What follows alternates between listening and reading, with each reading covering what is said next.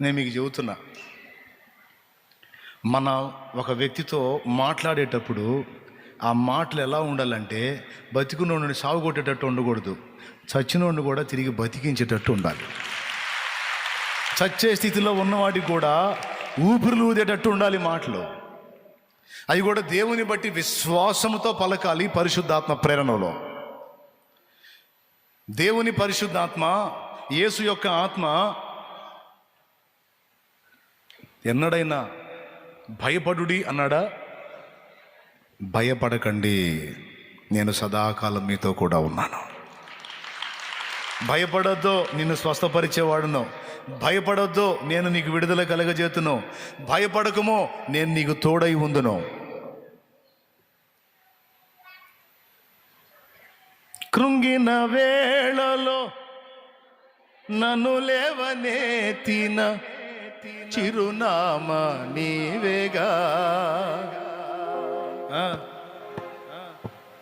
కృంగిన వారిని లేవనెత్తేటువంటి మాటలు, అలసి సొలసిన వారిని ఓరడించేటువంటి మాటలు, ధైర్యము చెడిన వారికి ఊతమిచ్చేటువంటి వాక్కులు, దేవుడు అందించే వాక్కులు, దేవుని ఆత్మ సంబంధులు, దేవుని పిల్లలో వాళ్ళ నోటిని దేవుడు ప్రేరేపించి, హృదయాన్ని ప్రేరేపించి దేవుడు పలికించే మాటలు అట్లుంటాయి. అలాంటి వాక్కు మనం కలిగి ఉండాలి. అలా కాకుండా దుష్ప్రేరణలు కలిగి దిగజారిపోయిన మాటలు వస్తున్నాయి అంటే మనల్ని సైతానుగాడు శోధిస్తున్నాడని అర్థం. మన పక్కన వాళ్ళ దగ్గర ఆ మాటలు వస్తున్నాయి అంటే ఆడికొచ్చి పని చేస్తున్నాడని అర్థం. ఆ సిలువ నీకు దూరమగును గాక. ఏమిటా మాటకు వస్తే సిలువ సిలువ సిలువ అంటాం. ఆ సిలువ నీకు దూరమగును గాక అంటే పేతురు రావయ్యా ఒక హగ్గి అని హగ్ చేసుకున్నాడా? సాతానా నా వెనక్కి బా అన్నాడు. పిత్రపోయాడు పేతురు.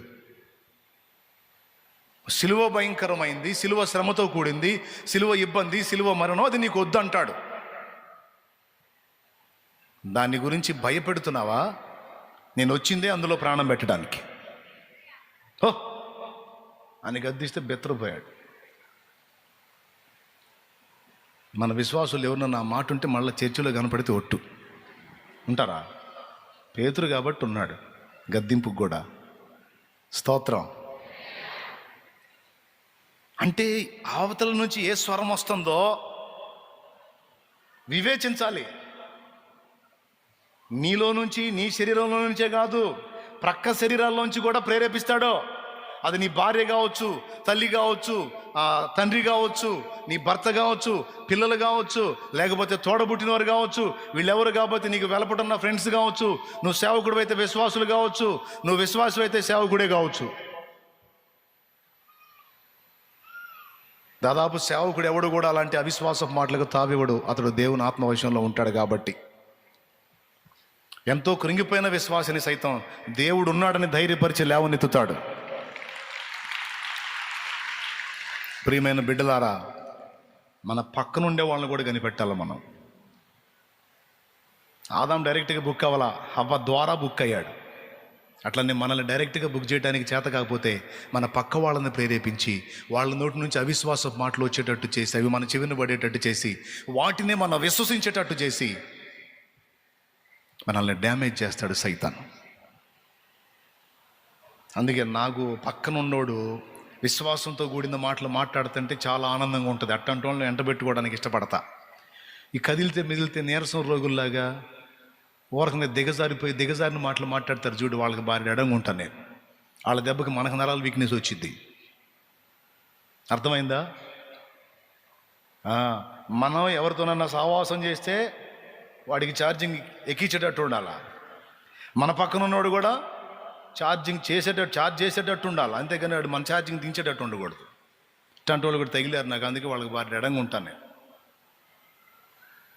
నూతనోత్సాహంతో, నూతన ఉల్లాసంతో, నూతన ఉజ్జీవంతో, నూతన ఆనందంతో సంవత్సరములు జరుగుచుండగా ఆయన కార్యంలో వినూత్నంగా ముందుకెళ్ళడానికి నాకు ప్రోత్సాహకాలుగా ఉండేటువంటి వ్యక్తులు నా చుట్టూ ఉండాలని నేను కోరుకుంటా.